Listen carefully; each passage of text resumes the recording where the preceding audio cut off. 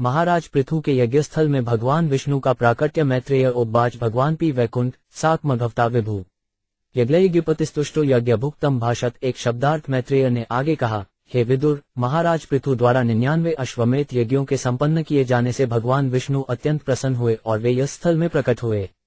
उनके साथ राजा इंद्र भी था। तब भगवान विष्णु ने कहना प्रारंभ किया। श्री भगवानुवाच अष्टेतकारशीधरन्हयमेदिशित्स्यः क्षमापत आत्मानपमुष्य क्षन्तुमसि। 2 शब्दार्थ भगवान विष्णु ने कहा, हे राजा पृथु, स्वर्ग के राजा इंद्र ने तुम्हारे 100वें यज्ञ में विघ्न डाला है।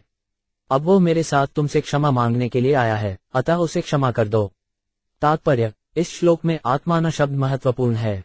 योगी तथा ज्ञानी एक दूसरे को अथवा सामान्य पुरुष को भी आत्मा कहकर संबोधित करते हैं, क्योंकि इंद्रियातीत पुरुष जीवात्मा को शरीर कभी नहीं मानता। चूंकि आत्मा भगवान का अंश होता है, अतः आत्मा तथा परम आत्मा में गुणात्मक अंतर नहीं होता। जैसा कि अगले श्लोक में बताया जाएगा, शरीर तो बाह्यावरण मात्र है, अतः सिद्ध इंद्रियातीत पुरुष स्वयं में तथा अन्य में भेद नहीं मानता। सुधिय साधवो लोकये नरदेव नरोत्तमा नाभिगा आति भूतेभ्यो यही नात्मा कलेवरम 3। हे राजन, जो व्यक्ति परम बुद्धिमान तथा दूसरों का शुभचिंतक होता है, वह मनुष्यों में श्रेष्ठ समझा जाता है। सिद्ध पुरुष कभी दूसरों से बैर नहीं करता। जो अग्रगण्य बुद्धिमान हैं, वे ये भली भांति जानते हैं कि यह भौतिक शरीर आत्मा से भिन्न है। तात्पर्य, सामान्य के जीवन में हम देखते हैं कि यदि कोई पागल आदमी किसी की हत्या कर देता है, तो उच्च न्यायालय के न्यायमूर्ति द्वारा उसे क्षमा दे दी जाती है। मुख्य भाव यह है कि जीवात्मा सदैव शुद्ध रहता है, क्योंकि वो तो भगवान का अंश होता है। जब वो भौतिक शक्ति के चंगुल में पड़ जाता है, तो वह भौतिक प्रकृति के तीनों गुणों का शिकार बन जाता है।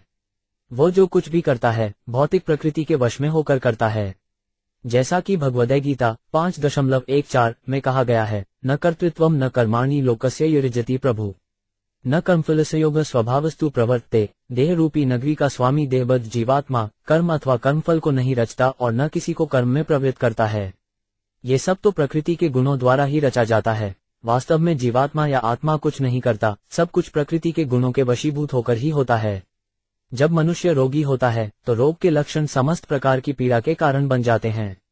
जो दिव्य चेतना या कृष्ण चेतना में उन्नत हैं, वे न तो आत्मा से ईर्ष्या करते हैं और न प्रकृति के गुणों के अधीन आत्मा के कार्यों से। उन्नत इंद्रियातीत पुरुष सुधिय कहलाते हैं। सुधि के कई अर्थ हैं, बुद्धि, अत्यंत उन्नत तथा भक्त। जो भक्त है और बुद्धि से अत्यंत उन्नत भी, वह आत्मा या शरीर के विरुद्ध कोई कार्यवाही नहीं करता। यदि कोई त्रुटि होती है, तो वह क्षमा कर देता है। कहा गया है कि क्षमा आत्मज्ञानी सिद्ध पुरुषों का गुण है। पुरुषा यदि महांती त्वायशादेव माया थम एवं पर जातो दीर्घया वृद्ध सेव्या। 4 शब्दार्थ। यदि तुम जैसे पुरुष जो पूर्व आचार्यों के आदेशों के अनुसार कार्य करने के कारण इतने उन्नत हैं, मेरी माया से मोहग्रस्त हो जाएं, तो तुम्हारी समस्त सिद्धि को समय का अपव्यय मात्र ही समझा जाएगा। तात्पर्य, इस श्लोक में वृद्ध सैक्या शब्द महत्वपूर्ण है। वृद्ध का अर्थ बूढ़ा और सैक्या का अर्थ सेवा द्वारा है। पूर्ण ज्ञान तो आचार्यों या मुक्त जीवों से प्राप्त होता है। परंपरा पद्धति के द्वारा प्रशिक्षित हुए बिना ज्ञान अर्जन में कोई भी परिपूर्ण नहीं हो सकता। पृथु महाराज को इसी प्रकार की शिक्षा प्राप्त थी, अतः उन्हें सामान्य व्यक्ति नहीं माना जा सकता था। सामान्य मनुष्य को केवल देहात्म बुद्धि होती है, जिससे वह प्रकृति के गुणों से सदैव मोहग्रस्त रहता है। अतः कायम विद्वान विद्या काम कर्म भी आरब्ध इति नैवास्म प्रतिबुद्धोन्निश्चिते। 5 शब्दार्थ। जो लोग जीवन की देहात्म बुद्धि की अवधारणा से भली भांति परिचित हैं, जो ये जानते हैं कि यह शरीर मोह से उत्पन्न अज्ञान, आकांक्षाओं तथा कर्मों से रचित है, वे इस शरीर के प्रति कभी भी आसक्त नहीं होते। तात्पर्य, जैसा कि पिछले श्लोक में कहा गया है, सुधीजन अपने को शरीर नहीं मानते। अज्ञान से उत्पन्न होने के कारण शरीर के 2 प्रकार के कार्य हैं। जब हम देहात्म बुद्धि में सोचते हैं कि इंद्रिय दृष्टि हमारी सहायक होगी, तो हम मोह में होते हैं। दूसरे प्रकार का मोह ये सोचना है कि उन आकांक्षाओं को पूरा करने के प्रयास से मनुष्य सखी हो जाएगा, जो मोहग्रस्त शरीर से उत्पन्न होती हैं या उच्च लोकों को प्राप्त करने या विभिन्न प्रकार के वैदिक अनुष्ठानों को संपन्न करने से उत्पन्न है। यह मोह है। इसी प्रकार से राजनीतिक उत्थान के लिए किए गए भौतिक कर्म तथा विश्व के लोगों को सुखी बनाने के उद्देश्य से किए गए सामाजिक तथा मानवतापूर्ण कार्य भी मोहमय हैं, क्योंकि मुख्य सिद्धांत तो देहात्म बुद्धि है जो मोहमय है। देहात्म बुद्धि में हम जो कुछ भी चाहते या करते हैं वो सब मोहमय हैं। दूसरे शब्दों में, भगवान विष्णु ने महाराज पृथु को बताया कि यद्यपि यज्ञों के करने से सामान्य लोगों के लिए आदर्श उपस्थित होता है, किंतु जहां तक उनके स्वात्म का प्रश्न है, उनकी कोई आवश्यकता नहीं थी। जैसा कि भगवद्गीता 2.45 में पुष्टि की गई है, त्रैगुण्य विषया वेदा निस्त्रैगुण्यो भवार्जुन। निनद्रो नित्य सत्वस्थो निर्योग क्षेम आत्मवान। वेद मुख्य रूप से प्रकृति के तीनों गुणों का ही वर्णन करने वाले हैं। है अर्जुन, तू इन गुणों का लंघन करके उनसे आगे निकल जा। संपूर्ण अंध और योगक्षेम को चिंता से मुक्त होकर आत्मप्रायण बन। तारांकन, वेदों में वर्णित अनुष्ठान विधान मुख्यतः प्रकृति के तीनों गुणों पर निर्भर करते हैं, अतः अर्जुन को सलाह दी गई कि वह वेद कर्मों का उल्लंघन कर दे। अर्जुन को जिन कर्मों का करण के लिए कहा गया वे भक्ति के दिव्य कर्म थे। असंसिक्त शरीरे उसमिन्न मनोत्यादिते गृहे अपिये द्रविणे वाशी कह कुर्यान्मतान बुद्ध। 6 शब्दार्थ जो देहात्म बुद्धि के प्रति रंचमात्र भी आसक्त नहीं है। भला ऐसा अत्यंत बुद्धिमान पुरुष किस प्रकार घर, सनातान, संपत्ति तथा ऐसी ही अन्य शारीरिक बातों में देहात्म बुद्धि के द्वारा प्रभावित हो सकता है।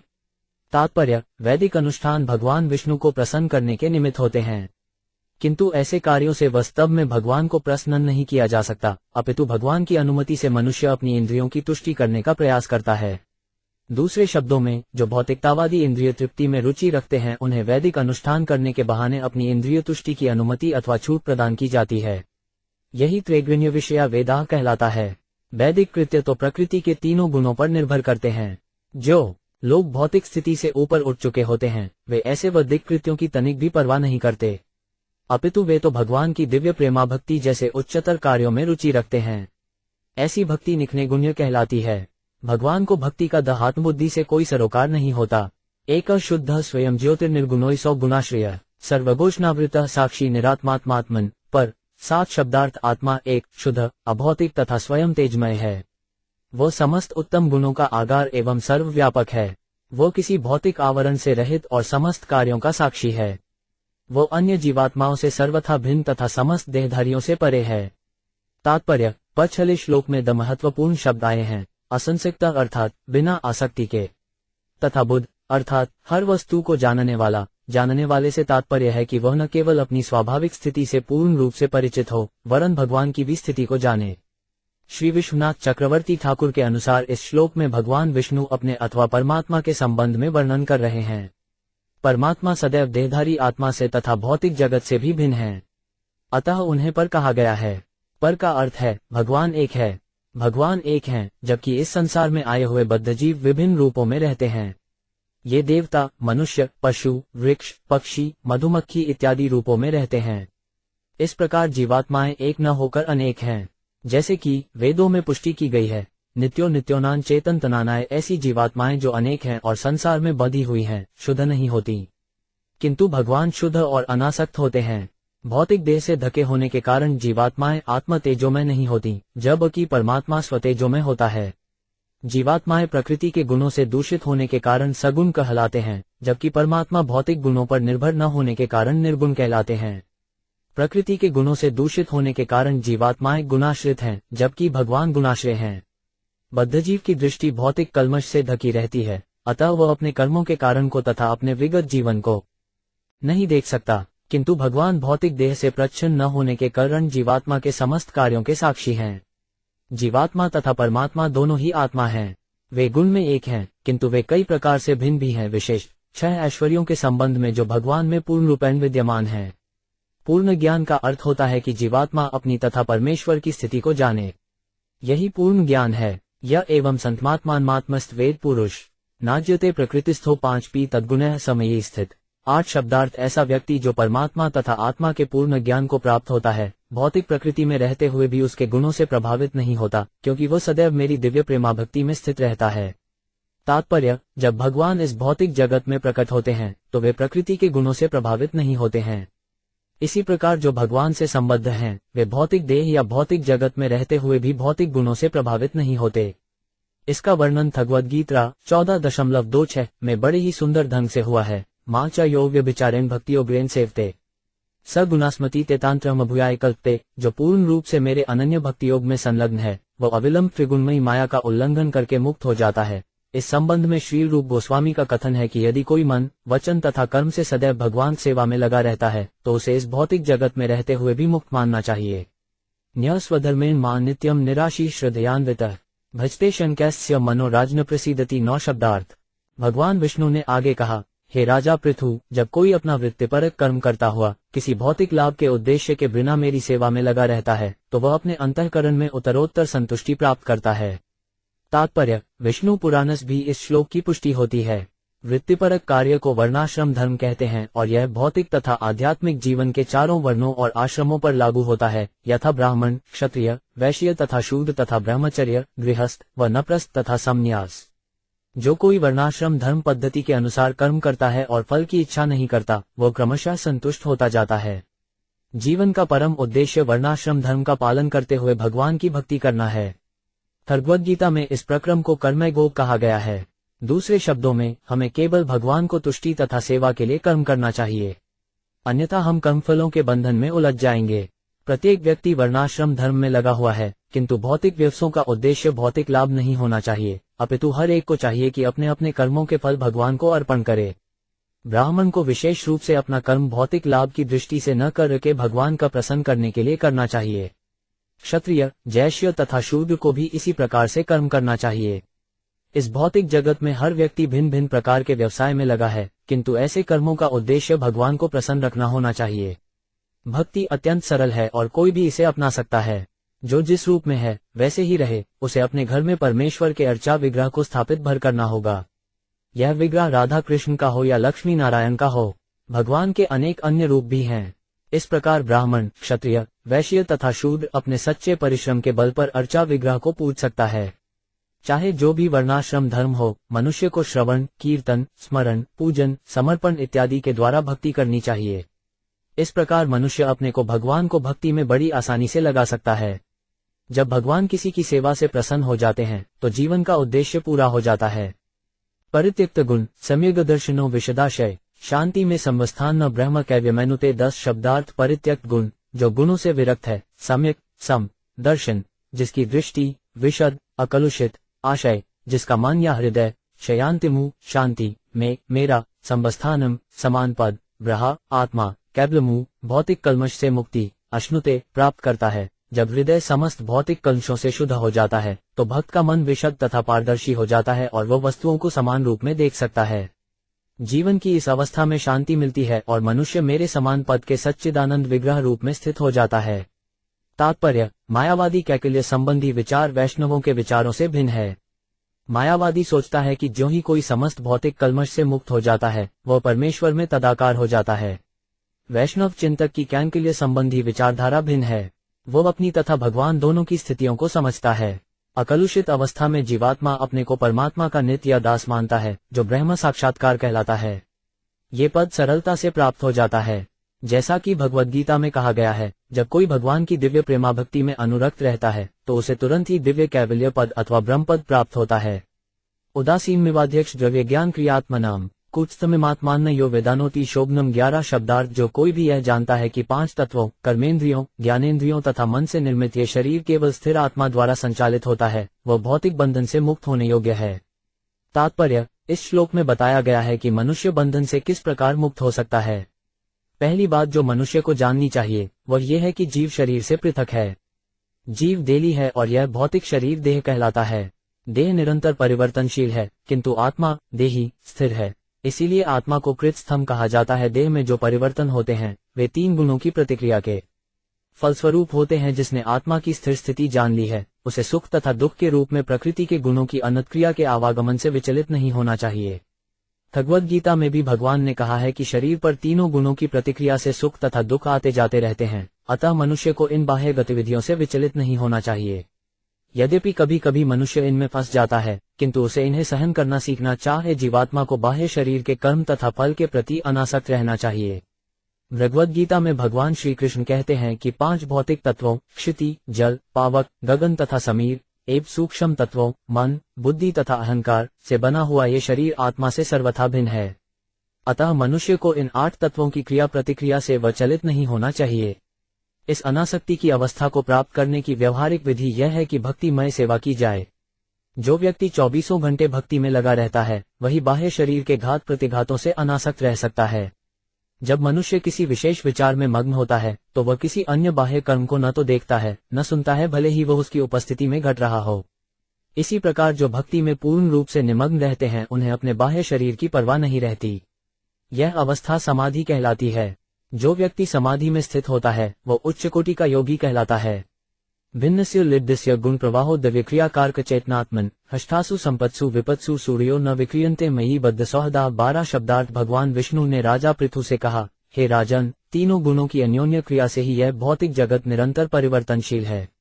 ये शरीर 5 तत्वों, इंद्रियों के नियामक देवताओं तथा आत्मा द्वारा विश्रुब्ध किए जाने वाले मन से मिलकर बना है। चूंकि आत्मा इन स्थूल तथा सूक्ष्म तत्वों के इस मेल से सर्वथा भिन्न है, अतः मेरा भक्त जो मित्रता तथा प्रेम के द्वारा मुझसे ईर्ष्यापूर्वक बंधा है, ये भली भांति जानते हुए कभी भी भौतिक सुख तथा दुख से विचलित नहीं होता। तात्पर्य: प्रश्न उठता है कि यदि जीवात्मा को शारीरिक संयोग के कार्यकलापों का अधीक्षण करना है, तो वह शरीर के कार्यों से किस प्रकार उदासीन रह सकता है? इसका उत्तर इस प्रकार है, ये कार्यकलाप आत्मा के कार्यों से सर्वथा भिन्न हैं। यहाँ पर एक मोटा सा उदाहरण दिया जा सकता है। एक व्यापारी अपनी मोटर कार में बैठकर उसकी चाल का निरीक्षण करता रहता है और चालक को सलाह भी देता रहता है। वह जानता रहता है कि कितना पेट्रोल खर्च हो रहा है और वह अपनी कार के बारे में सब कुछ जानता है, किंतु तो भी वह अपनी कार से भिन्न रहता है और अपने व्यापार के विषय में अधिक चिंतित होता है। कार में चलते हुए भी वह अपने व्यापार तथा कार्यालय के विषय में सोचता रहता है, भले ही वह कार में बैठा रहता है, किंतु उसका कार से कोई संबंध नहीं रहता। जिस प्रकार व्यापारी सदैव अपने व्यापार के विचारों में मग्न रहता है, उसी प्रकार जीवात्मा भी भगवान की सेवा करने के विचारों में मग्न रह सकता है। तभी वो भौतिक शरीर के कार्यकलापों से अपने को पृथक रख सकता है। ऐसी निर्लिप्त अवस्था भक्त के लिए ही संभव है। यहाँ पर बद्ध सौहृद शब्द का प्रयोग विशेष प्रयोजन से हुआ है। कर्मी, ज्ञानी तथा योगी जनों को भक्ति में नहीं बांधा जा सकता। कर्मीजन शरीर के कार्यों में व्यस्त रहते हैं। उनके जीवन का लक्ष्य शरीर को ही सुविधा पहुंचाना होता है। ज्ञानी लोग दार्शनिक चिंतन द्वारा बंधन से छूटना चाहते हैं, किंतु उन्हें मुक्त पद पर प्राप्त नहीं होता। भगवान के चरण कमलों की शरण ग्रहण न कर पाने से वे ब्रह्म साक्षात्कार के उच्च पद से नीचे गिर जाते हैं। योगियों में भी देहात्म बुद्धि होती है। वे मानते हैं कि धारणा, आसन, प्राणायाम इत्यादि के द्वारा वे आध्यात्मिक लाभ प्राप्त कर सकते हैं, किंतु भक्त की स्थिति सदैव दिव्य होती है, क्योंकि भगवान से उसका संबंध अत्यंत घनिष्ठ होता है। अतः केवल भक्ति शरीर के कर्मों तथा फलों से पृथक रहकर अपने वास्तविक कर्म अर्थात भगवान की सेवा में संलग्न रह सकते हैं। समानोत्तम मध्यमाथम सुखे च दुखे च जितेंद्रियाशय मयोपकृप्ताखिल लोक संयुतो विधस वीराखिल्लो कृष्णम। 13 शब्दार्थ है। वीर राजा, स्वयं संभाव रखते हुए अपने से उत्तम, मध्यम तथा निम्न स्तर के लोगों पर समानता का व्यवहार करो। क्षणिक सुख या दुख से विचलित न हो। अपने मन तथा इंद्रियों पर पूर्ण संयम रखो। मेरी व्यवस्था से तुम जिस किसी भी परिस्थिति में रखे जाओ, उस दिव्य स्थिति में रहकर राजा का कर्तव्य निभाओ, किंतु तुम्हारा एकमात्र कर्तव्य अपने राज्य के नागरिकों को संरक्षण प्रदान करना है। तात्पर्य: यहाँ पर साक्षात भगवान विष्णु से आदेश प्राप्त करने का उदाहरण मिलता है। मनुष्य को भगवान विष्णु के आदेश का पालन करना होता है, चाहे वह प्रत्यक्ष रूप में उनसे प्राप्त हो या उनके प्रामाणिक प्रतिनिधि गुरु के माध्यम से हो। अर्जुन ने कुरुक्षेत्र का युद्ध भगवान कृष्ण के प्रत्यक्ष आदेश पर लड़ा। इसी प्रकार यहाँ पर पृथु महाराज को उनके कर्तव्यों के विषय में भगवान विष्णु आदेश दे रहे हैं। हमें भगवद्गीता में बताए गए नियमों का दृढ़ता से पालन करना चाहिए।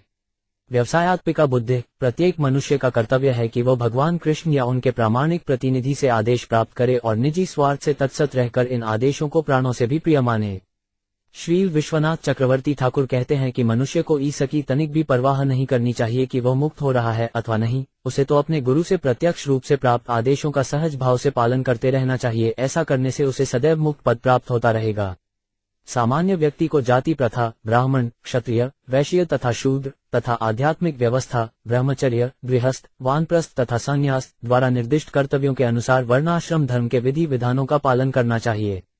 यदि कोई नियमित रूप से तथा दृढ़तापूर्वक ऐसा करता है, तो वह भगवान विष्णु को प्रसन्न करता है। भगवान विष्णु ने पृथु महाराज को राजा के रूप में दैहिक कार्यों से अपने को विलग रखने और सदैव भगवा की सेवा में संलग्न रहकर मुक्त पद पर स्थित रहने का आदेश दिया था। पिछले श्लोक में आगत बद्ध सौहृदा की व्याख्या यहाँ की जा रही है।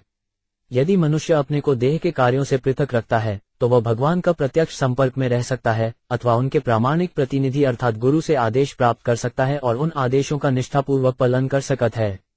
भगवान हमें भक्ति करने में मदद करने के लिए आदेश देते हैं और इस प्रकार परम धाम वापस जाने में सहायक बनते हैं।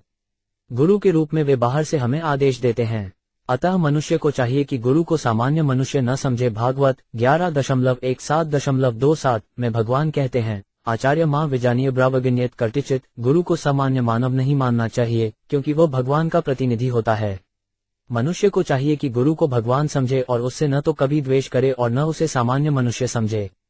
यदि हम गुरु के उपदेशों का पालन करें और भगवान की भक्ति करें तो हम शारीरिक तथा भौतिक कर्मों के कल्मश से मुक्त रहकर जीवन को सफल बना सकते हैं। श्रेय प्रजापालनमेव राज्ञो यत्संपराय सुकृताच्छष्टमंशिम हर्तान्यथा हतपुण्य प्रजानामरक्षिता करहारो 5 गमत्ती 1-4 शब्दार्थ। राजा का निर्दिष्ट धर्म है कि वह राज्य के सारे नागरिकों को सुरक्षा प्रदान करे। ऐसा करने से राजा को अगले जन्म में प्रजा के पुण्यों का 6ठा भाग प्राप्त होता है।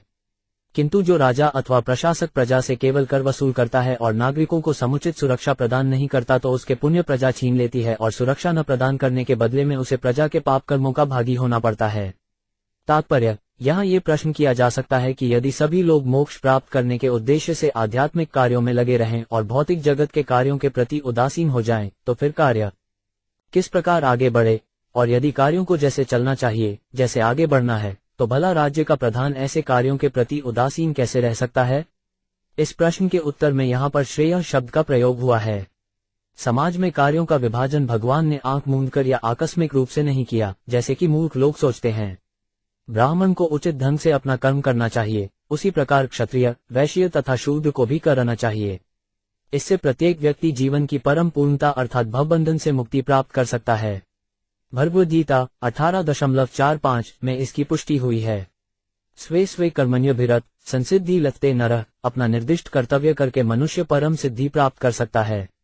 भगवान विष्णु ने महाराज पृथु को यह उपदेश नहीं दिया कि वे राज्य और प्रजा के पालन के भार को त्याग कर मुक्ति के लिए हिमालय पर्वत चले जाएं। वे तो राजा का अपना कर्तव्य निभाते हुए मुक्ति लाभ कर सकते हैं। राजा अथवा राज्य के प्रधान का कर्तव्य होता है कि वह देखे कि प्रजा आत्म मोक्ष के लिए अपना अपना कार्य कर रही है। धर्मनिरपेक्ष राज्य में जो राजा या राज्य अध्यक्ष प्रजा के प्रति उदासीन होता है, उसके लिए यह आवश्यक नहीं।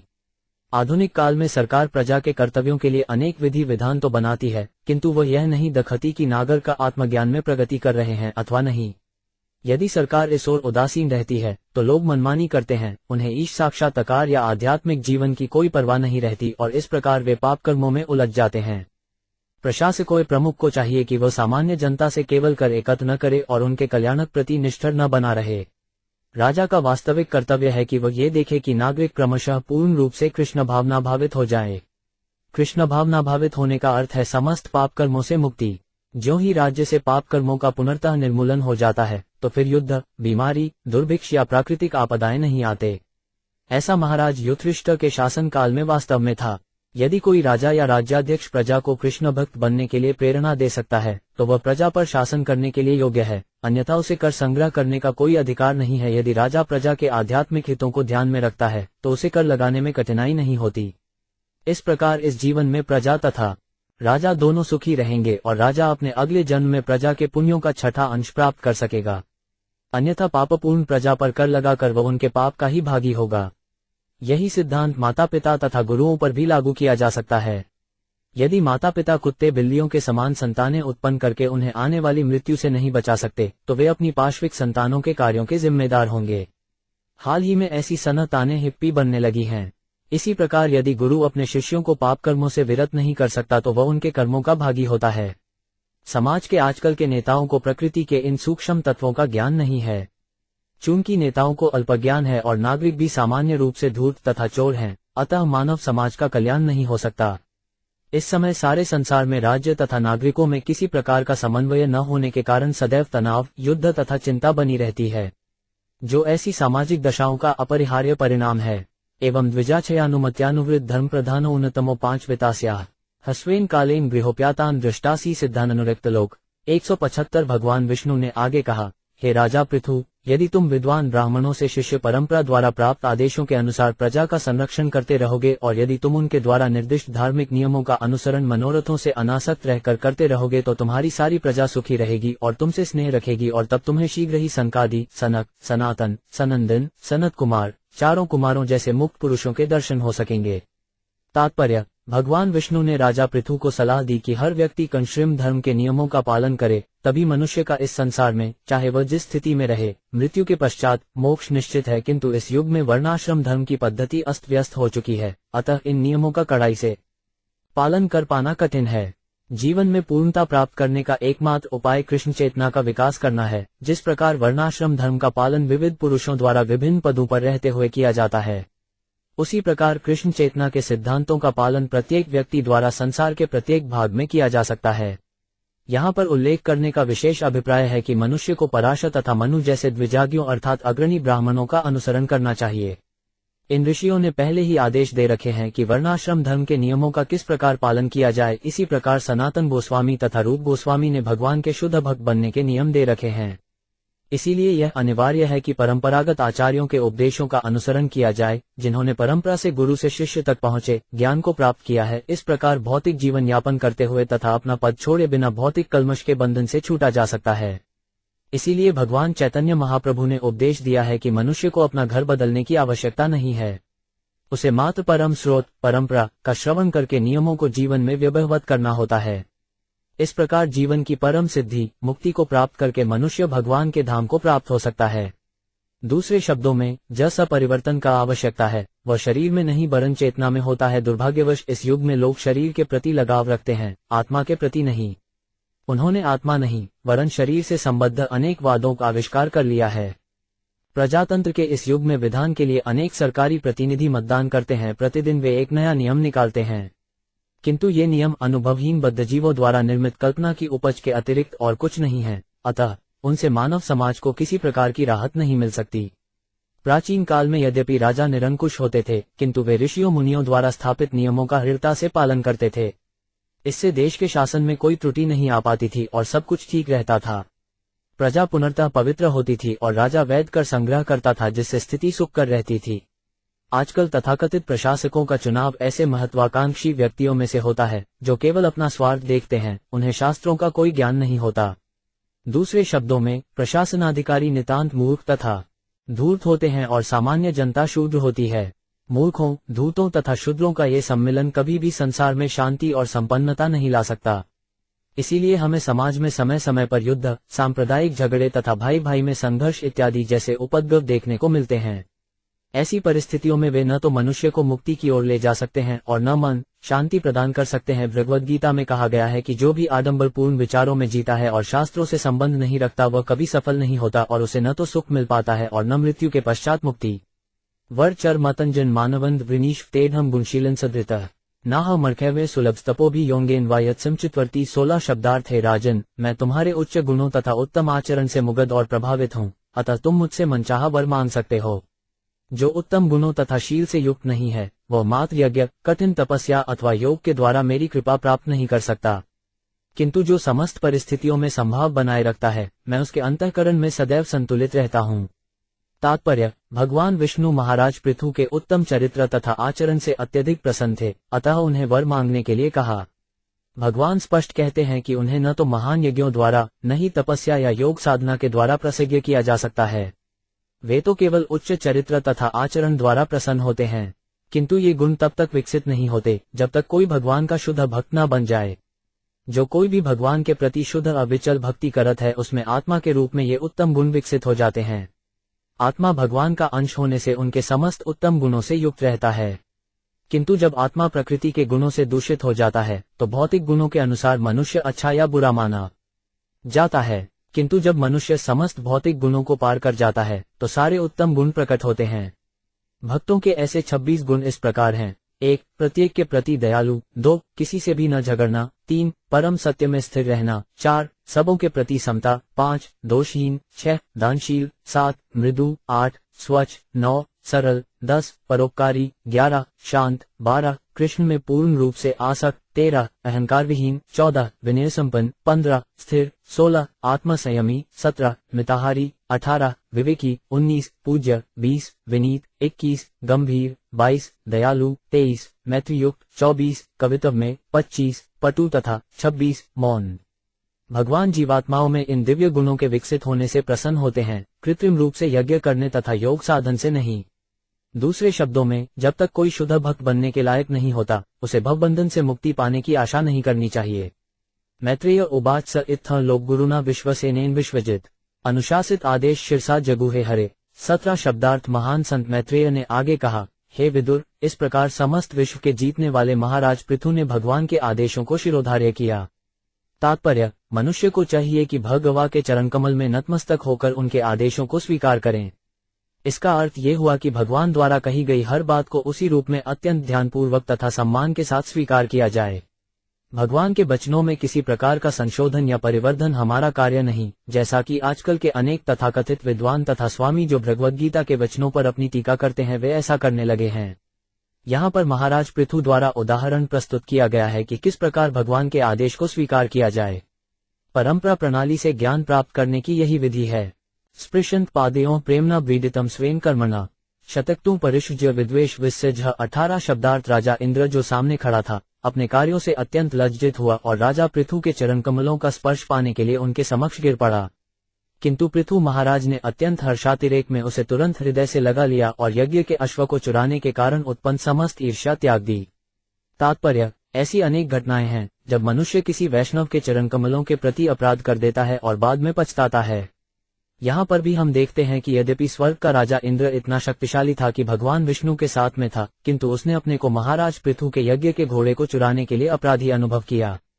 वैष्णव के चरण कमलों पर अपराध करने वाले को भगवान कभी क्षमा नहीं करते। इसके अनेक दृष्टांत मिलते हैं। परम योगी तथा महामुनि दुर्वासा ने अम्बरीश महाराज का अपमान किया तो उन्हें अम्बरीश महाराज के चरण कमलों पर गिरना पड़ा। इंद्र ने राजा पृथु के चरण कमलों पर गिरने का विचार किया, किंतु राजा इतना उदार वैष्णव था कि महाराज इंद्र को अपने चरणों पर गिरने नहीं देना चाहता था, अपितु उसने तुरंत उन्हें उठाकर हृदय से लगा लिया। वे दोनों ही एक दूसरे पर क्रुद्ध थे और ईर्ष्यालु थे, किंतु दोनों ही वैष्णव थे, अतः उन्हें अपनी ईर्ष्या के कारण को समंजित करना पड़ा। वैष्णवों के मध्य सहयोगी आचरण का ये सर्वोत्तम उदाहरण है। किंतु आजकल लोग वैष्णव न होने के कारण आपस में निरंतर झगड़ते रहते हैं और किए चार बिना मानव जीवन का लक्ष्य पूरा किए बिना मृत्यु प्राप्त करते हैं। संसार में कृष्ण भावनामृत आंदोलन को प्रसारित करने की नितांत आवश्यकता है, क्योंकि भले ही लोग कभी कभी एक दूसरे पर रुष्ट तथा मनोमालिन्यपूर्ण रहें, किंतु कृष्ण भावना भावित होने से ऐसी प्रतियोगिता, स्पर्धा तथा ईर्ष्या को बिना कठिनाई के समंजित किया जा सकता है। भगवानत विश्वात्मा पृथुनोपहताइन समुग्जिहान्या भक्त्या गृहीत चरणाम्बुज 19 शब्दार्थ। राजा पृथु ने अपने ऊपर कृपालु भगवान के चरण कमलों की प्रभुत पूजा की। इस प्रकार भगवान के चरण कमलों की आराधना करते हुए भक्ति में महाराज पृथु का आनंद क्रमशः बढ़ता गया। तात्पर्य, जब भक्त के शरीर में विविध प्रकार का भावात्मिक प्रकट हो तो समझना चाहिए कि भक्ति पूर्णता को प्राप्त हो चुकी है। दिव्य आनंद के कई प्रकार हैं, यथा रोना, हंसना, गिरना, प्रमद के सहर्ष चिल्लाना इत्यादि। ये सारे लक्षण कभी कभी भक्त के शरीर में दिखते हैं। ये अष्ट सात्विक विकार कहलाते हैं, जिनका अर्थ है 8 प्रकार के दिव्य रूपांतर। इनका अनुकरण नहीं किया जा सकता, किंतु जब भक्त सचमुच सिद्ध हो जाता है तो ये सारे लक्षण उसके शरीर में दृष्टिगोचर होने लगते हैं। भगवान तो भक्तवत्सल हैं, अर्थात वे अपने विशुद्ध भक्त के प्रति स्नेह रखते हैं। अतः भक्त तथा भगवान के बीच जो दिव्य आनंदमय आदान प्रदान होता है वो इस जगत के कार्यकलापों की तरह नहीं होता।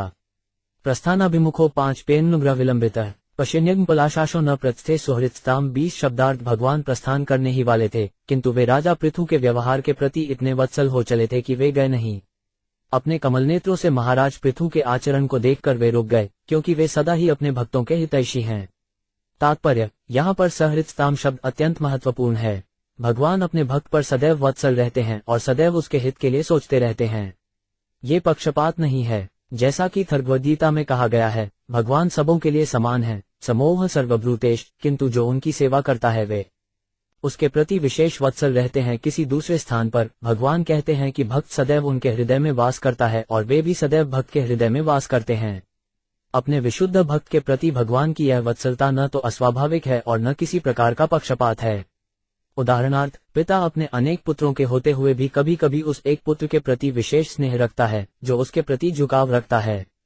इसकी व्याख्या भगवद्गीता 10.10 में की गई है। तेषु यत्युक्ताना भजवो प्रीतिपूर्वकय दद्ममी बुद्धियोगे ते यैन मामुफ्याति ते। जो लोग प्रेम तथा स्नेह से भगवान की भक्ति में निरंतर लगे रहते हैं वे प्रत्येक हृदय में स्थित परमात्मा रूप भगवान के प्रत्यक्ष संपर्क में रहते हैं। भगवान भक्त से दूर नहीं हैं, वे प्रत्येक हृदय में विद्यमान हैं, किंतु केवल भक्त ही उनके अस्तित्व का जान सकता है और प्रत्यक्ष संपर्क में होने से वह किसी भी क्षण भगवान से आदेश प्राप्त करता है। अतः भक्त द्वारा न तो त्रुटि करने का कोई अवसर आता है और न भगवान को ओर से अपने शुद्ध भक्तों का कोई पक्षपात किया जाता है।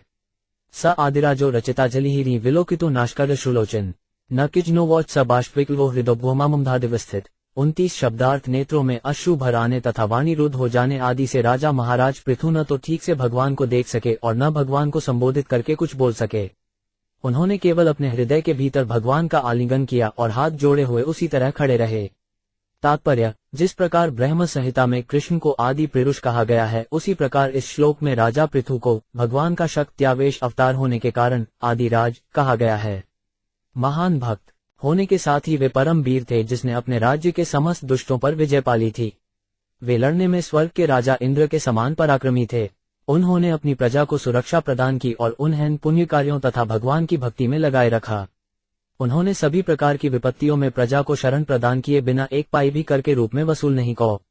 जीवन की सबसे बड़ी विपत्ति है ईश्वर विहीन होना और इस प्रकार पापी बन जाना। यदि राज्य का प्रधान या राजा प्रजा को अवैध मैथुन, मांसाहार, मादक द्रव्य सेवन तथा द्यूत क्रीड़ा की छूट देता है, तो राजा उसके लिए उत्तरदायी होता है और उसे प्रजा के पापों का फल भोगना पड़ता है, क्योंकि वो प्रजा से वृथा कर वसूल करता है। शासक के लिए ये इतने सारे नियम हैं और चूंकि राजा पृथु ने इन सभी नियमों का पालन किया, इसलिए उन्हें आदि राजा कहा गया है। महाराज पृथु जैसा उत्तरदायी राजा प्रथम कोटि का शुद्ध भक्त भी हो सकता है। राजा पृथु के आचरण में हम स्पष्ट देखते हैं कि किस प्रकार वे भीतर तथा बाहर से शुद्ध भक्ति में भाव विभोर हो गए थे। आज ही हमने बंबई के समाचार पत्र में पढ़ा है कि सरकार मद्य निषेध कानून को वापस लेने जा रही है। गांधी जी के असहयोग आंदोलन के समय से ही बंबई में मद्यपान को छूट नहीं थी, किंतु दुर्भाग्यवश नागरिक इतने चालाक हैं कि उन्होंने अवैध शराब बनाना बढ़ा दिया है और शराब दुकानों में खुले रूप में न बिककर शौचालयों तथा अन्य ऐसे ही कुत्सित स्थानों में बिकती है। इस प्रकार की तस्करी को न रोक पाने के कारण सरकार ने सस्ते मूल्य पर शराब की पूर्ति करने का निश्चय किया है, जिससे लोग शौचालयों को अपेक्षा सरकार से शराब खरीदें।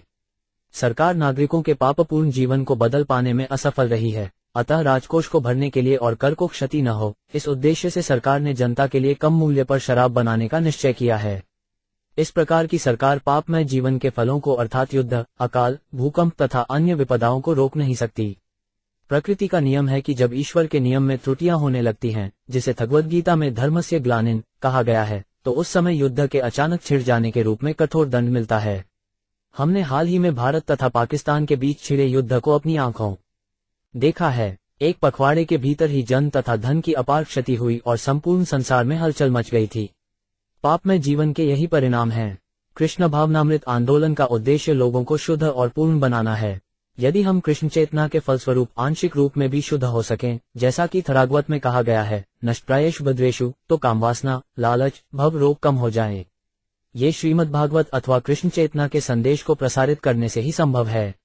बड़े बड़े औद्योगिक और व्यापारिक प्रतिष्ठानों ने सुरक्षा कोष में हजारों रुपए दिए हैं, जो बारूद के रूप में धन को भस्म कर रहा है, किंतु इसे दुर्भाग्य ही कहा जाएगा कि यदि उनसे कृष्ण भावनामृत आंदोलन की प्रगति के लिए धन मांगा जाता है, तो वे आनाकानी करते हैं।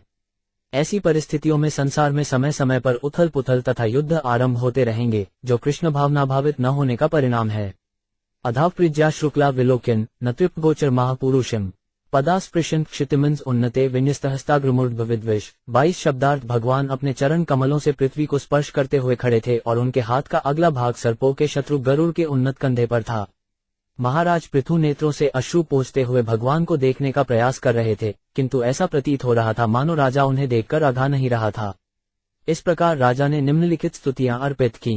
तात्पर्य, इस श्लोक में उल्लेखनीय बात यह है कि भगवान पृथ्वी के ऊपर इसका स्पर्श सा करते हुए खड़े थे। ब्रह्मलोक से लेकर स्वर्गलोक तक के उच्च लोकों के वासी आध्यात्मिक जीवन में इतने आगे बढ़े हुए हैं कि जब भी वे इस लोक में या अन्य अधोलोकों में आते हैं, तो वे भारहीनता अपनाए रहते हैं, जिसका अर्थ है कि वे पृथ्वी का स्पर्श किए बिना खड़े रह सकते हैं। भगवान विष्णु पूर्ण पुरुषोत्तम भगवान हैं, किंतु इस ब्रह्मांड के किसी एक लोक में निवास करने के कारण वे इसके किसी देवता की भांति आचरण करते हैं। जब वे पृथु महाराज के समक्ष प्रथम बार प्रकट हुए तो वे पृथ्वी का स्पर्श नहीं कर रहे थे, किंतु जब वे महाराज पृथु के आचरण से संतुष्ट हो गए तो वैकुंठवासी नारायण की भांति व्यवहार करने लगे। पृथु के स्नेह में आकर उन्होंने पृथ्वी का स्पर्श किया, किंतु उन्होंने अपने हाथ के अगले भाग को गरुड़ के उन्नत कंधे पर रखा, जिससे वे गिर न पड़े, क्योंकि भगवान को पृथ्वी पर खड़े रहने का अभ्यास नहीं है। ये सभी महाराज पृथु के प्रति उनकी वत्सलता के लक्षण हैं। अपने को परम भाग्यशाली मानकर पृथु महाराज हर्षातिरिक्त के कारण भगवान को ठीक से देख नहीं पाए, फिर भी उन्होंने रुद्रवाणी से उनकी स्तुति करनी प्रारंभ की। पृथुरुवाच वरान विभुत्वद्वर्देश्वरागुधः कर्त वृणीते गुणविक्रियात्मनाम ये नार का नाम पी संति देहीना तानीश कैवल्यप्ते गुणे न चंद 23 शब्दार्थ है। प्रभो, आप वर देने वाले देवों में सर्वश्रेष्ठ हैं, अतः कोई भी बुद्धिमान व्यक्ति आपसे ऐसे वर कयो मांगेगा जो प्रकृति के गुणों से मोहग्रस्त जीवात्माओं के निमित्त है। ऐसे वरदान तो नरक में वास करने वाली जीवात्माओं को भी अपने जीवन काल में स्वतः प्राप्त होते रहते हैं। हे भगवान, आप निश्चित ही अपने साथ तादात्म्य प्रदान कर सकते हैं, किंतु मैं ऐसा वर नहीं चाहता। तात्पर्य, मनुष्य की याचना के अनुसार भिन्न भिन्न प्रकार के वर होते हैं। कर्मियों के लिए श्रेष्ठ वर उच्च लोकों की प्राप्ति है, जहाँ जीवन काल दीर्घ है और जीवन तथा सुख का स्तर अधिक ऊंचा है। अन्य लोग यथा ज्ञानी तथा योगी भगवा में तादात्म्य के इच्छुक रहते हैं। ये कैवल्य है, इसीलिए भगवान को कैकल्यपति कहा गया है। किंतु भक्तों को भगवान से एक भिन्न प्रकार का वर प्राप्त होता है। वे न ही स्वर्ग की चिंता करते हैं और न ही भगवान में तादात्म्य चाहते हैं। भक्तों के अनुसार कैवल्य और भगवान में तादात्म्य तथा नरक में कोई अंतर नहीं होता। इस प्रकार जगत का प्रत्येक प्राणी नारक कहलाता है, क्योंकि यह संसार स्वयं नारकीय होता है। महाराज पृथु ने कहा कि उन्हें न तो कर्मियों द्वारा अभीष्टित वर की कामना है, न ज्ञानियों तथा योगियों द्वारा अभीष्टित वरों की। भगवान चैतन्य के परम भक्त श्री प्रबोधानंद सरस्वती प्रभु ने कहा है कि कैवल्य नारकीय जीवन से श्रेष्ठ नहीं होता, और जहाँ तक स्वर्गलोक के आनंदों की बात है, वे मायाजाल के अतिरिक्त और कुछ नहीं है। भक्त इनकी इच्छा नहीं रखते। भक्तों को तो श्री ब्रह्मा या श्री शिव द्वारा ग्रहण किए गए पदों की भी कोई परवाह नहीं रहती, न ही वे भगवान विष्णु की समता करना चाहते हैं। भगवान के शुद्ध भक्त होने के नाते पृथु महाराज ने अपनी स्थिति स्पष्ट कर दी। न काम्य नाथ तद्भ्यः क्वन न यत्र युकष्म चरणाम्बुजासव महत्तमात इद्यायुक्च्युतो विधस्व कर्णायुतमेश में वर। 24 शब्दार्थ है। भगवान, मैं आपसे तादात्म्य के वर की इच्छा नहीं करता, क्योंकि इसमें आपके चरण कमलों का अमृत रस नहीं है। मैं तो 10 लाख कान प्राप्त करने का वर मांगता हूँ, जिससे मैं आपके शुद्ध भक्तों के मुखारविंदों से आपके चरण कमलों की महिमा का गान सुन सकूं। तात्पर्य, पिछले श्लोक में महाराज पृथु ने भगवान को कैकल्य पवि कहकर संबोधित किया है, किंतु इसका अभिप्राय यह नहीं है कि वे कैवल्य चाह रहे थे। इसका स्पष्टीकरण इस श्लोक में हुआ है, हे भगवान, मैं ऐसा वर नहीं चाहता। महाराज पृथु भगवान की महिमा के श्रवण के लिए 10 लाख कान चाहते थे। उन्होंने इसका विशेष उल्लेख किया है कि भगवान की महिमा शुद्ध भक्तों के मुख से निकलनी चाहिए, जो अपने अंतस्थल से बोलते हैं। श्रीमद्भागवतक प्रारंभ में 1.1.3 में कहा गया है, शुकमुखादे तद संयुत्य। श्री सुखदेव गोस्वामी के मुखारविंद से निःसृत होने के कारण श्रीमद्भागवत और अधिक सुस्तादु बन गया। हम ये सोच सकते हैं कि भगवान की महिमा तो किसी के भी मुख से, चाहे भक्त हो या अभक्त, निकल सकती है, किंतु यहाँ पर विशेष रूप से उल्लिखित है कि भगवान की महिमा शुद्ध भक्तों के हृदय से निकलनी चाहिए। श्रील सनातन गोस्वामी ने अभक्तों के मुख से भगवद महिमा सुनने की पूरी तरह से मनाही की है। श्रीमद्भागवत के अनेक व्यावसायिक कथावाचक हैं, जो अत्यंत आलंकारिक ढंग से कथा कहते हैं, किंतु शुद्ध भक्त उनके मुख से कथा सुनना पसंद नहीं करते, क्योंकि ऐसा महिमा वर्णन मात्र भौतिक ध्वनि का उच्चारण है। किंतु जब यही महिमा शुद्ध भक्त के मुख से सुनी जाती है, तो भगवान की महिमा का तुरंत प्रभाव पड़ता है। भागवत 3.25.25 में आए हुए सर्ता प्रियंगैंग मम वीर्य संविद शब्दों का अर्थ है, जब शुद्ध भक्त भगवान की महिमा का उच्चारण करता है, तो वह प्रभावशाली होती है। ब्रह्मांड में भगवान के असंख्य भक्त हैं, और वे अनंत काल से भगवान की महिमा का वर्णन करते रहे हैं, किंतु तो भी उसका कोई अंत नहीं है। इसीलिए पृथु महाराज ने असंख्य कान मांगे, जिस प्रकार की रूप गोस्वामी ने भी भगवान के गुणगान करने तथा सुनने के लिए लाखों जीभों तथा कानों की याचना की थी। दूसरे शब्दों में, यदि हमारे कान निरंतर भगवान की महिमा को सुनने में व्यस्त रहें, तो उन्हें उस मायावादी दर्शन को सुनने का अवकाश ही नहीं मिल सकेगा, जिसके कारण आध्यात्मिक उन्नति संकट में फंसी है। श्री चैतन्य महाप्रभु ने कहा है कि यदि कोई मनुष्य मायावादी चिंतक से भगवान के कार्यकलापों के विषय में सुनता है, तो भले ही वह वैदिक साहित्य क्यों न हो, अंततः उसका विनाश हो जाता है।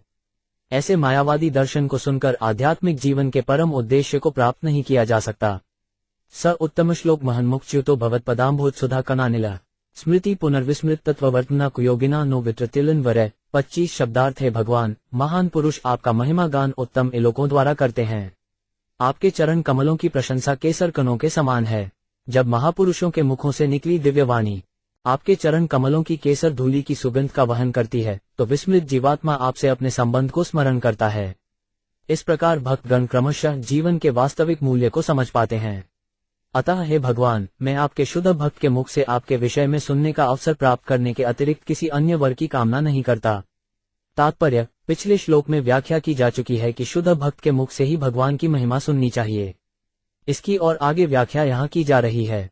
शुद्ध भक्त की दिव्य वाणी इतनी शक्तिमान होती है कि उसमें जीवात्मा को भगवान के साथ अपने शाश्वत संबंध का स्मरण हो आता है। इस जगत में माया के वशीभूत होने से हमने भगवान के प्रति अपने संबंध का विस्मरण कर दिया है, जिस प्रकार की प्रगाढ़ निद्रा में मनुष्य अपने कर्तव्यों को भूल जाता है।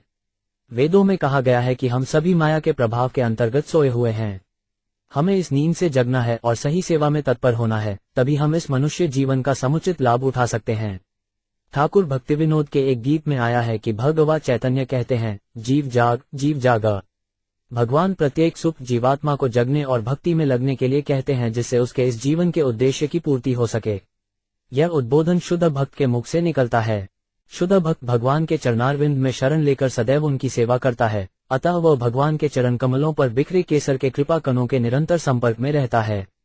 यद्यपि जब शुद्ध भक्त बोलता है तो उसकी वाणी इस भौतिक आकाश की ध्वनि से मेल खाती है, किंतु आध्यात्मिक रूप से यह इतनी शक्तिशाली होती है कि यह भगवान के चरण कमलों पर बिखरी केसर धूलि का स्पर्श करती है। ज्यों ही सुप्त जीवात्मा शुद्ध भक्त के मुख से निकली शक्तिशाली वाणी को सुनता है, उसे तत्क्षण भगवान के साथ अपने शाश्वत संबंध का स्मरण हो आता है, यद्यपि उस क्षण तक वह सब कुछ भूला हुआ था। अतः बद्धजीव के लिए यह महत्वपूर्ण है कि वह शुद्ध भक्त के मुख से श्रवण करे, क्योंकि वह सारी भौतिक इच्छाओं या प्राकृतिक गुणों के कलमश से रहित होकर भगवान के चरणों पर पूर्ण रूप से समर्पित रहता है। हम सभी कुयोगी हैं, क्योंकि हम भगवान के प्रति नित्य दास के रूप में अपने संबंध को भूलकर भौतिक जगत की सेवा में तल्लीन रहते हैं। हमारा ये कर्तव्य है कि हम कुयोगी बने हुए पद से उठकर सुयोगी बने। शुद्ध भक्त से श्रवण विधि की संस्तुति समस्त वैदिक शास्त्रों में की गई है, किंतु भगवान चैतन्य महाप्रभु ने विशेष रूप से इसे कहा है। मनुष्य जिस स्थिति में है, चाहे वह जैसी भी हो, उसी में रहते हुए यदि वह शुद्ध भक्त के मुख से सुनता है तो धीरे धीरे वह भगवान से अपने संबंध को समझता है और उनकी प्रेमाभक्ति करके जीवन को सफल बनाता है। अतः आध्यात्मिक ज्ञान की दिशा में उन्नति करने के लिए शुद्ध भक्त के मुख से श्रवण की विधि अत्यंत महत्वपूर्ण है। यश शिव सुश्रव आर्यसिद में यह छया चोप श्रुणोति ते सकृत कत गुणज्ञों विर्मेवीना पशु श्रियात प्रवत्रे गुण सिदग्रहे छया 26 शब्दार्थ है अत्यंत कीर्तिम चार। या भगवान यदि कोई शुद्ध भक्तों की संगति में रहकर आपके कार्यकलापों की कीर्ति का एक बार भी श्रवण करता है तो जब तक कि वह पशु तुल्य न हो वह भक्तों की संगति नहीं छोड़ता, क्योंकि कोई भी बुद्धिमान पुरुष ऐसा करने की लापरवाही नहीं करेगा। आपकी महिमा के कीर्तन और श्रवण की पूर्णता तो धन की देवी लक्ष्मी जी द्वारा तक स्वीकार की गई थी, जो आपके अनंत कार्यकलापों तथा दिव्य महिमा को सुनने की इच्छुक रहती थी। तात्पर्य, इस संसार में भक्तों की संगति आर्य संगय अत्यंत महत्वपूर्ण बात है। आर्य शब्द का अर्थ है आध्यात्मिक दृष्टि से प्रगतिशील। मानव जाति के इतिहास में आर्य कुल को विश्व की अत्यंत उन्नत जाति माना जाता है, क्योंकि उसने वैदिक सभ्यता ग्रहण की होती है। आर्य कुल सारे संसार में फैला हुआ है और भारतीय आर्य कहलाता है। पूरा इतिहास काल में आर्य कुल के सभी सदस्य नैतिक नियमों का पालन करते थे, जिसके कारण वे आध्यात्मिक दृष्टि से उन्नति कर सके। राजा राजर्षि कहलाते थे तो इस प्रकार से क्षत्रिय के रूप में अथवा जनता के रक्षकों की भांति शिक्षित होते थे और आध्यात्मिक जीवन में इतने उन्नत थे कि नागरिकों को कोई कष्ट नहीं होता था। आर्य कुल द्वारा भगवान के कीर्तिमान की अत्यधिक बड़ाई की जाती है। यद्यपि अन्यों के लिए कोई प्रतिबंध नहीं है, किंतु आर्यवंश आध्यात्मिक जीवन के सार को जल्दी ग्रहण कर सकता है।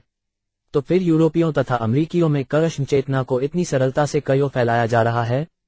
इतिहास बताता है कि जब ये उपनिवेशवाद फैलाना चाह रहे थे तो इन्होंने अपना जौहर दिखाया, किंतु आजकल भौतिक विज्ञान की उन्नति के कारण दूषित होने से उनके लड़के तथा नाती पोते दुराचारी बन रहे हैं। इसका कारण है कि वे अपनी आदि आध्यात्मिक संस्कृति, जो कि वैदिक सभ्यता है, भूलते जा रहे हैं। इस समय आर्य कुल के ये वर्षस कृष्ण नव वनामृत आंदोलन को अत्यंत गंभीरता से अपना रहे हैं। अन्य लोग भी जो शुद्ध भक्तों के मुख से हरे कृष्ण महामंत्र का जप सुनते तथा उनकी संगति करते हैं, दिव्य उच्चारण से मंत्रमुग्ध हो जाते हैं। ये दिव्य उच्चारण यदि आर्यों द्वारा किए जाते हैं तो अत्यंत प्रभावशाली होते हैं, किंतु भले ही कोई आर्य कुल का न हो, वह महामंत्र को केवल सुनकर वैष्णव हो जाता है, क्योंकि उच्चारण का प्रत्येक व्यक्ति पर बड़ा प्रभाव पड़ता है। महाराज पृथु इंगित करते हैं कि भगवान नारायण की सतत संगिनी लक्ष्मी जी भगवान की महिमा को विशेष रूप से सुनने की इच्छुक रहती थीं और उन्होंने शुद्ध भक्त गोपियों की संगति के लिए कठिन तपस्या को थी।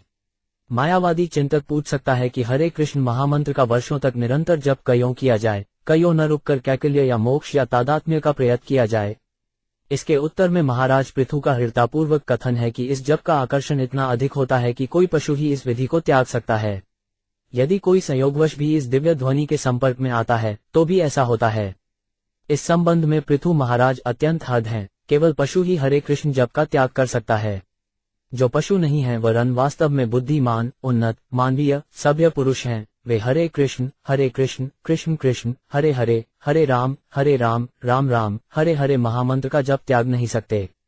अधाभजेत वाखिल पुरुषोत्तम गुणालियम पद्मक्रेव लाल्स अपव्योरिक पतिस्पृधो कली न स्यात्कृतत्वच्चरणेकानयो 27 शब्दार्थ। अब मैं भगवान के चरण कमलों की सेवा में संलग्न रहना और कमलधारिणी लक्ष्मी जी के समान सेवा करना चाहता हूँ, क्योंकि भगवान समस्त दिव्य गुणों के आगार हैं। मुझे भय है कि लक्ष्मी जी तथा मेरे बीच झगड़ा छिड़ जाएगा, क्योंकि हम दोनों एक ही सेवा में एकाग्र भाव से लगे होंगे। तात्पर्य, यहाँ पर भगवान को अखिल पुरुषोत्तम कहकर संबोधित किया गया है। पुरुष का अर्थ भोक्ता है और उत्तम का अर्थ सर्वश्रेष्ठ। संसार में अनेक प्रकार के भोक्ता हैं। सामान्य रूप से इन्हें 3 वर्गों में रखा जाता है, बद्ध, मुक्त तथा शाश्वत। वेदों में परमेश्वर को शाश्वतों का परम शाश्वत कहा गया है, नित्यो नित्यानाय। परमेश्वर तथा जीवात्मा दोनों ही नित्य हैं। परम नित्यों को विष्णु तत्व अर्थात भगवान विष्णु तथा उनके अंश कहा जाता है। अतः नित्य से भगवान का कृष्ण से लेकर महाविष्णु, नारायण तथा श्री कृष्ण के अन्य विस्तारों का बोध होता है। जैसा कि ब्रह्म संहिता में कहा गया है, यमादि मूर्तिषु भगवान विष्णु के लाखों करोड़ों विस्तार हैं, जो राम, नृसिंह, वराह तथा अन्य अवतारों के रूप में हैं। वे सभी नित्य कहलाते हैं। मुक्त शब्द से उन जीवात्माओं का बोध होता है जो इस भौतिक संसार में कभी नहीं आते। बद्धजीव वे हैं जो इस संसार में प्रायः शाश्वत रूप से रह रहे हैं। ये बद्धजीव भौतिक संसार में प्रकृति के 3 तापों से मुक्त होने और जीवन का आनंद उठाने के लिए अत्यधिक संघर्ष करते रहते हैं, जबकि मुक्त पहले से ही मुक्त हुए रहते हैं। वे कभी इस भौतिक जगत में नहीं आते। भगवान विष्णु इस भौतिक जगत के स्वामी हैं, अतः प्रकृति द्वारा उनके नियंत्रित होने का कोई प्रश्न ही नहीं उठता। फलत भगवान विष्णु को यहाँ पर पुरुषोत्तम अर्थात विष्णु तत्वों तथा जीव तत्वों में सर्वश्रेष्ठ कहकर संबोधित किया गया है। अतः भगवान विष्णु से जीव तत्व की तुलना या समता करना एक प्रकार का अपराध है। मायावादी चिंतक जीव तथा परमेश्वर को समान और एक मानते हैं, किंतु भगवान विष्णु के चरण कमलों के प्रति यह सबसे बड़ा अपराध है। भौतिक जगत में हमारा व्यवहारिक अनुभव है कि निम्न वर्ग के पुरुष द्वारा श्रेष्ठ व्यक्ति की पूजा होती है। इसी प्रकार पुरुषोत्तम अर्थात सबसे महान भगवान कृष्ण या विष्णु की पूजा अन्यों द्वारा की जाती है। इसीलिए पृथु महाराज ने निश्चय किया कि वे भगवान विष्णु के चरण कमलों की सेवा में लगे रहेंगे। पृथु महाराज को विष्णु का अवतार माना जाता है, किंतु हैं वे शक्त्यावेश अवतार कहलाते हैं। इस श्लोक का अन्य महत्वपूर्ण शब्द गुणालयम है, जो विष्णु को समस्त दिव्य गुणों के आगार रूप में बताता है। मायावादी चिंतक परम सत्य की दृष्टि से निर्गुण, गुणों से हीन मानते हैं, किंतु वास्तव में वे उत्तम गुणों के आगार हैं। भगवान का सर्वाधिक महत्वपूर्ण गुण है भक्तों के प्रति वत्सल भाव, जिसके कारण वे भक्त वत्सल कहलाते हैं। भक्त सदा भगवा के चरणों की सेवा करना चाहते हैं और भगवान भी अपने भक्तों की प्रेमा भक्ति स्वीकार करने के लिए उद्यत रहते हैं। इस सेवा विनिमय में अनेक दिव्य कार्य होते हैं, जिन्हें दिव्य गुणात्मक कार्य कहते हैं। भगवान के कुछ दिव्य गुण इस प्रकार हैं, वे सर्वज्ञाता हैं, सर्वत्र विद्यमान हैं, सर्वव्यापी हैं, सर्वशक्तिमान हैं, सब कारणों के कारण हैं, परम सत्य हैं, समस्त सुखों के आगार हैं, समस्त ज्ञान के सागर हैं, सर्वकल्याणकारी इत्यादि हैं। पृथु महाराज की इच्छा थी कि लक्ष्मी जी के साथ वे भी भगवान की सेवा करें, किंतु उनकी इस इच्छा का यह अर्थ नहीं होता कि वे माधुर्य भाव को प्राप्त थे। लक्ष्मी जी भगवान की सेवा माधुर्य भाव से कर रही हैं। यद्यपि लक्ष्मी जी का स्थान भगवान का वक्षस्थल है, किंतु भक्त के रूप में वे भगवान के चरण कमलों की सेवा करने में सुख मानती हैं। पृथु महाराज केवल भगवान के चरण कमलों का ही ध्यान कर रहे थे, क्योंकि वे द्वास्य भाव के पद पर स्थित हैं। अगले श्लोक में बताया गया है कि पृथु महाराज लक्ष्मी जी को जगन्माता के रूप में देख रहे थे। फलतः माधुर्य भाव के पद पर उनके साथ उनके स्पर्धा करने का प्रश्न नहीं उठता। तो भी उन्हें भय था कि लक्ष्मी कहीं उन्हें भगवान को सेवा में लगा देखकर इसे अपमान न समझ लें। इससे ये पता चलता है कि परम जगत में कभी कभी भगवान के दासों के बीच स्पर्धा चलती है, किंतु वह द्वेष रहित होती है। यदि वैकुंठलोकों में कोई भक्त भगवान की सेवा में आगे बढ़ जाता है, तो उसकी श्रेष्ठ सेवा से कोई ईर्ष्या नहीं करता, वरन उस तक स्वयं पहुंचने की आकांक्षा करता है। जगत जना जगदीश वैश्यस्यादेव यत्कर्मिणी न समिहितम करोषि फलप्युरु दीनवत्सल स्वर एवं धिष्ण्यभिर्तस्त की तया 28 शब्दार्थ है। जगदीश्वर लक्ष्मी जी विश्व की माता हैं, तो भी मैं सोचता हूँ कि उनकी सेवा में हस्तक्षेप करने तथा उसी पद पर जिसके प्रति वे इतनी आसक्त है कार्य करने से वे मुझसे क्रुद्ध हो सकती हैं। फिर भी मुझे आशा है कि इस भ्रम के होते हुए भी आप मेरा पक्ष चश लेंगे, क्योंकि आप दीनवत्सल हैं और भक्त की तुच्छ सेवाओं को भी बहुत करके मानते हैं। अतः यदि वे रुष्ट भी हो जाए तो आपको कोई हानि नहीं होगी, क्योंकि आप आत्मनिर्भर हैं, अतः उनके बिना भी आपका काम चल सकता है। तात्पर्य, माता लक्ष्मी जी भगवान नारायण की नितांत चरण सेवा के लिए विख्यात हैं। वे आदर्श पत्नी हैं, क्योंकि वे हर प्रकार से भगवान नारायण का ध्यान रखती हैं। वे न केवल उनके चरण कमलों का ध्यान रखती हैं, वरन घर का सारा कार्य भी करती हैं, सुस्वादु भोजन पकाती हैं, भगवान के भोजन के समय पंखा झलती हैं, उनके मुख पर चंदन लेप करती तथा उनकी शैया तथा आसन को व्यवस्थित करती हैं। इस प्रकार वे भगवा की सेवा में निरंतर लगी रहती हैं, जिसके कारण अन्य किसी भक्त को भगवा के नित्य कर्मों में हस्तक्षेप करने का अवसर ही नहीं प्राप्त हो पाता। अतः पृथु महाराज को लगभग विश्वास था कि लक्ष्मी जी की सेवा में हस्तक्षेप होने से ते चिढ़कर उन पर रुष्ट हो सकती हैं। किंतु जगत जननी लक्ष्मी जी पृथु महाराज जैसे तुच्छ भक्त पर क्यों कर क्रुद्ध होती? ऐसा संभव नहीं था। फिर भी पृथु महाराज अपने बचाव के लिए भगवान से अपना पक्ष लेने की याचना करते हैं। पृथु महाराज सामान्य वैदिक अनुष्ठानों को करने तथा कर्मकांड के अनुसार यज्ञ करने में लगे थे, किंतु भगवान अत्यंत दयालु एवं उदार होने के कारण उन्हें जीवन का परम पद अर्थात भक्ति प्रदान करने के लिए उद्यत थे। जब कोई व्यक्ति वैदिक अनुष्ठान तथा यज्ञ करता है तो वह उच्च लोकों को जाने के उद्देश्य से ऐसा करता है, किंतु ऐसे यज्ञों के द्वारा कोई भगवान के धाम जाने का अधिकारी नहीं हो सकता। फिर भी भगवान इतने उदार हैं कि किसी की तुच्छ से तुच्छ सेवा को भी स्वीकार कर लेते हैं। इसीलिए ओविष्यु पुराण में कहा गया है कि कंश्रिम धर्म के सिद्धांतों का पालन करके परमेश्वर को प्रसन्न किया जा सकता है। भगवान के प्रसन्न होने पर यज्ञकर्ता भक्ति योग के पद को प्राप्त होता है। अतः पृथु महाराज को आशा थी कि भगवान उनकी छोटी सी सेवा को लक्ष्मी जी की सेवा से बढ़कर मान लेंगे। लक्ष्मी जी चंचला कही जाती हैं, क्योंकि वे एक स्थान पर स्थिर नहीं रहती। अतः पृथु महाराज ने संकेत किया कि यदि क्रोधवश वे अन्यत्र चली भी जाएं तो भगवान विष्णु को कोई हानि नहीं पहुंचेगी, क्योंकि वे आत्मनिर्भर हैं और लक्ष्मी जी के बिना भी वे सब काम कर सकते हैं। उदाहरणार्थ, जब गर्भोत्कर्षाई विष्णु ने अपनी नाभि से ब्रह्मा जी को उत्पन्न किया तो उन्होंने पास ही में स्थित चरण दबाती लक्ष्मी जी से कोई सहायता नहीं ली। सामान्य रूप से जब पुत्र उत्पन्न करना होता है तो पत्नी पति से गर्भाधारण करती है और समय आने पर पुत्र जन्मती है, किंतु ब्रह्मा जी के जन्म में गर्भोत्कर्षाई विष्णु से लक्ष्मी ने गर्भ धारण नहीं किया। आत्मनिर्भर होने के कारण भगवान ने अपनी नाभि से ब्रह्मा जी को उत्पन्न किया। अतः पृथु महाराज को विश्वास था कि यदि लक्ष्मी जी उनसे रुष्ट हो भी जाएं तो न तो भगवान को और न उन्हें किसी प्रकार की क्षति की संभावना है। भजन्त्यत त्वामत एवं सात्वो व्युदस्थमाय गुणविश्चमदेयम भवब्दानुस्मरणाते सता निमित्तमन्यद्दग्वन विद्यहे 29 शब्दार्थ। बड़े बड़े साधु पुरुष जो सदा ही मुक्त रहते हैं आपकी भक्ति करते हैं, क्योंकि भक्ति के द्वारा ही इस संसार के मोहों से छुटकारा पाया जा सकता है। हे भगवान, मुक्त जीवों द्वारा आपके चरण कमलों की शरण ग्रहण करने का एकमात्र कारण यही हो सकता है कि ऐसे जीव आपके चरण कमलों का निरंतर ध्यान धरते हैं। तात्पर्य, कर्मी लोग प्रायः दैहिक सुखों के लिए सकाम कर्म करते हैं, किंतु ज्ञानी भौतिक सुखों की खर्च में रुचि नहीं दिखाते। वे समझते हैं कि आत्मा होने के कारण उन्हें इस भौतिक जगत से कुछ भी लेना देना नहीं। आत्मा साक्षात्कार के पश्चात परिपक्व बुद्धि वाले ज्ञानी भगवान के चरण कमलों में समर्पित हो जाना चाहिए, जैसा कि भगवद गीता में कहा गया है, बहुना जन्मनामते। आत्म साक्षात्कार तब तक पूर्ण नहीं होता जब तक भक्त पद को प्राप्त न हुआ जाए। अतः भागवत में कहा गया है कि जो आत्मायम हैं वे प्रकृति के गुणों के समस्त संदूषणों से मुक्त होते हैं। जब तक मनुष्य प्रकृति के गुणों द्वारा, विशेष रूप से रज तथा तम गुणों के द्वारा प्रभावित रहता है, तब तक वह लोभी तथा कामी बना रहता है। अतः वह कठिन परिश्रम में लगा रहकर अहनिश कार्य करता है। ऐसे अहंकार से वह लगातार एक योनि से दूसरी में घूमता रहता है और उसे किसी भी योनि में चैन नहीं मिलता। ज्ञानी इस तथ्य को जानता है, अतः वह कार्य करना बंद करके कर्म संन्यास ग्रहण कर लेता है। तो भी यह वास्तविक संतोष का पद नहीं है। आत्मा साक्षात्कार के पश्चात ज्ञानी की भौतिक बुद्धि उसे भगवान के चरण कमलों की शरण ग्रहण करने को ओर ले जाती है। तब वो निरंतर भगवान के चरण कमलों के ध्यान में मग्न रहने लगता है। अतः पृथु महाराज ने यह निष्कर्ष निकाला कि जिन मुक्त व्यक्तियों ने भक्ति पथ ग्रहण कर लिया है उन्हें जीवन का परम लक्ष्य प्राप्त हो चुका है।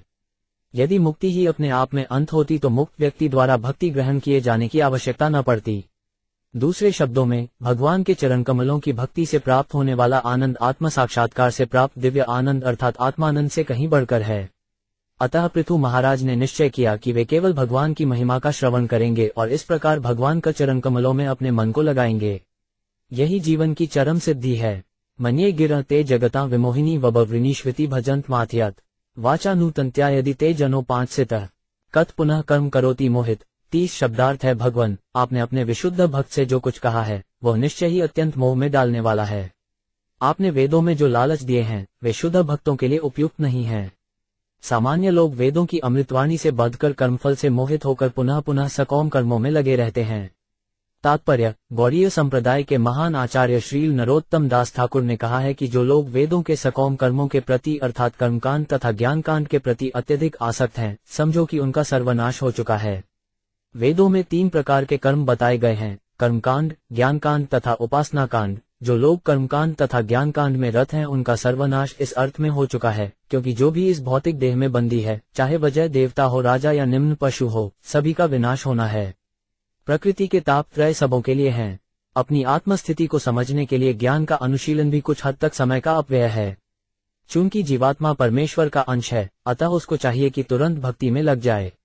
इसीलिए पृथु महाराज कहते हैं कि भौतिक वरों का लालच इस भौतिक जगत के बंधन का दूसरा जाल है।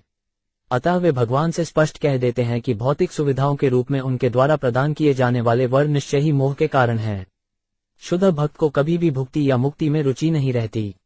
भगवान कभी कभी नवदीक्षित भक्तों को वर देते हैं, जिन्हें इसका ज्ञान नहीं हुआ रहता कि ये भौतिक सुविधाएं उन्हें सुखी नहीं बना सकती। अतः चैतन्य चरितामृत में भगवान का कथन है कि अल्पज्ञ किंतु निष्ठावान भक्त ही भगवान से किसी लाभ की याचना कर सकता है, किंतु भगवान सर्वज्ञ होने के कारण सामान्यतः भौतिक वर नहीं देते, अपितु अपने भक्त के द्वारा भोग्य सारी सुविधाएं हर लेते हैं, जिससे भक्त को अंततः पूर्ण रूप से समर्पण करना पड़ता है।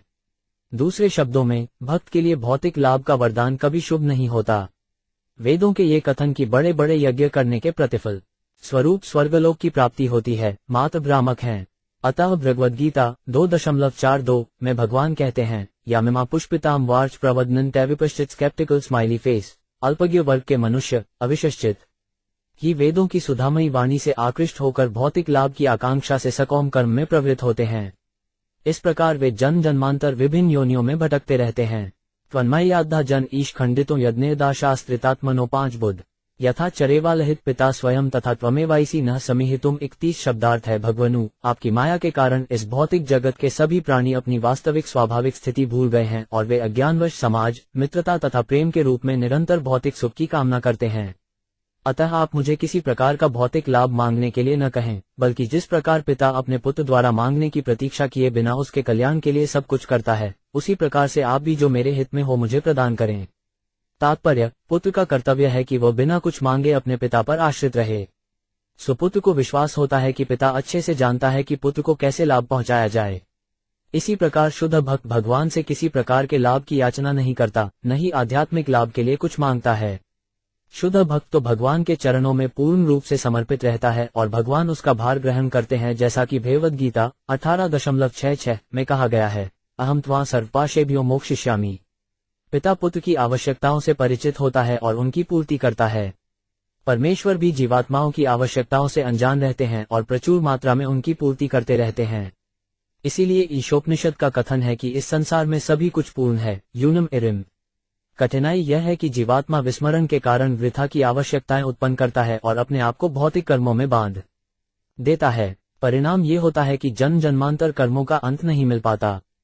हमारे समक्ष नाना प्रकार की जीवात्माएं हैं और इनमें से प्रत्येक देहांतर तथा कर्म में फैंसी हुई है। हमारा एकमात्र कर्तव्य है कि हम भगवान की शरण ग्रहण करें और उन्हें सारा भार संभालने दें, क्योंकि जो हमारे लिए शुभ है उससे वे परिचित हैं।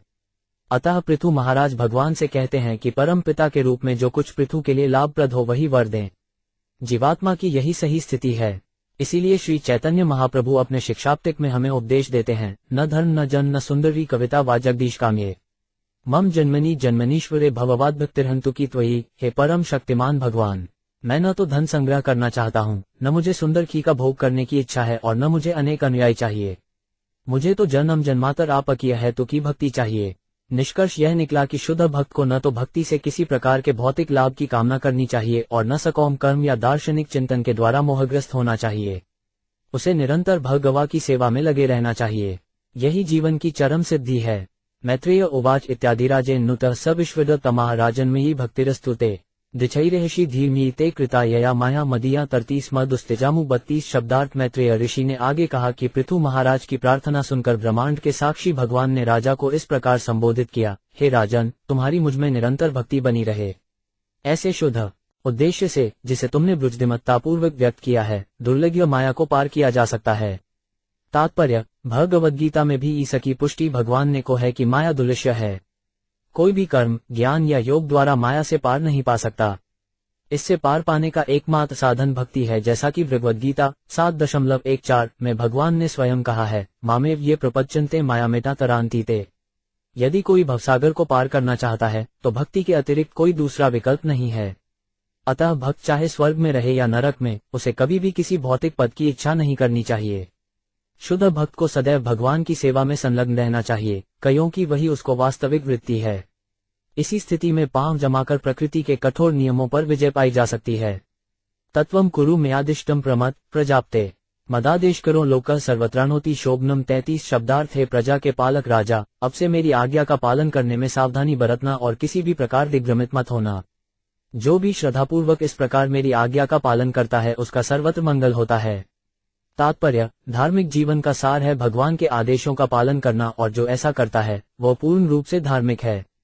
भगवद गीता 18.65 में भगवान कहते हैं, यन यथा भव सद्भक्तः, सदैव मेरा ही चिंतन करो और मेरे भक्त बनो। वे आगे भी कहते हैं, भगवद गीता 18.66, सर्व धर्मान परित्यज्य मामैक शरणं व्रज, सभी प्रकार की भौतिक व्यस्तताओं को त्याग कर मेरे शरणागत हो, यही धर्म का मूल नियम है।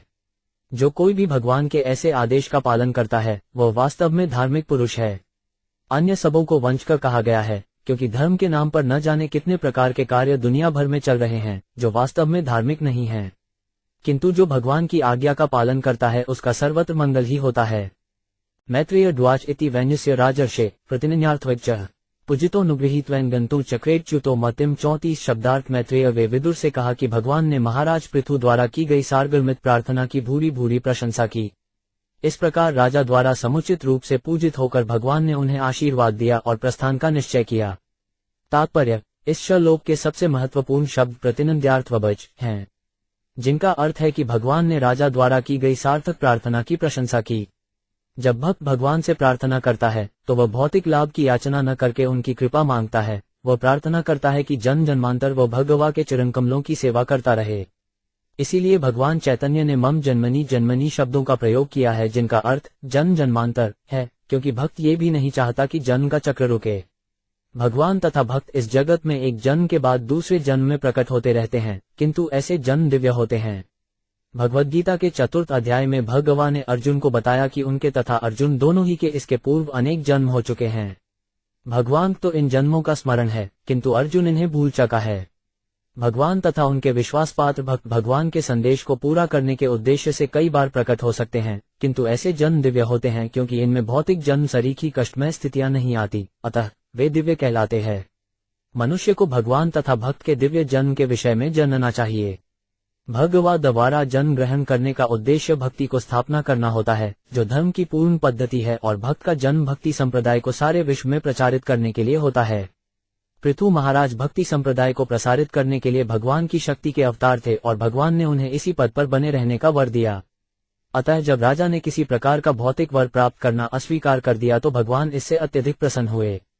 इस श्लोक का अन्य महत्वपूर्ण शब्द अच्युत है, जिसका अर्थ है अमोघ या अचूक। यद्यपि भगवान इस जगत में प्रकट होते हैं, किंतु उन्हें बद्धजीव कभी नहीं माना जाता, जो पतनशील हैं।